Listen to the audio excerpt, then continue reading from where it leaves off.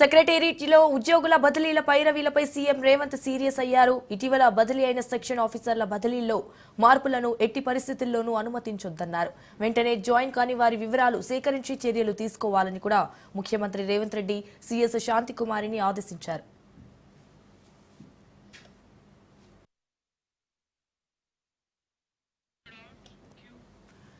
సెక్రటేరియట్లో ఉద్యోగుల బదిలీల పైరవీలపై CM Revanth serious అయ్యారు. ఇటీవల బదిలీ అయిన సెక్షన్ ఆఫీసర్ల బదిలీలో మార్పులను ఎట్టి పరిస్థితుల్లోనూ అనుమతించొద్దన్నారు.